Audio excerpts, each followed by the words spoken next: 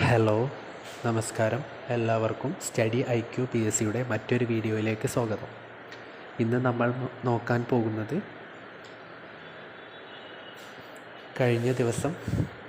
കഴിഞ്ഞ assistant salesman പരീക്ഷയുടെ ഏകദേശ ഒരു കട്ട് ഓഫ് എത്ര വരാം എന്നതിനെ പറ്റിയാണ്.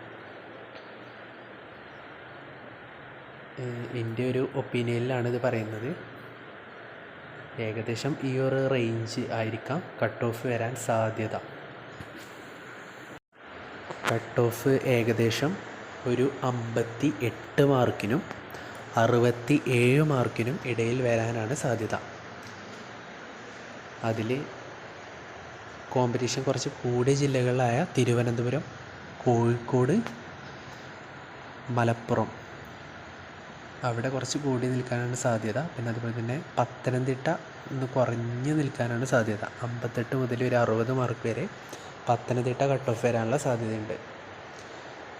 തിരുവനന്തപുരം പിന്നെ അത്യാവശ്യം നല്ല 60,000 പേരൊക്കെ എക്സാം എഴുതിയ ഒരു ജില്ലയാണ്. അതുകൊണ്ട് തന്നെ ഒരു 66-67 മാർക്കോളം അവിടെ കട്ട് ഓഫ് വരാനാണ് സാധ്യത കാണുന്നത്. അപ്പോൾ എൻ്റെ ഒരു ഒപ്പീനിയൻ വെച്ചിട്ട് ഒരു 58-നും ഒരു 67-നും ഇടയിൽ ഉള്ളവരൊക്കെ ലിസ്റ്റിൽ ഉൾപ്പെടാനുള്ള സാധ്യത ഉണ്ട്.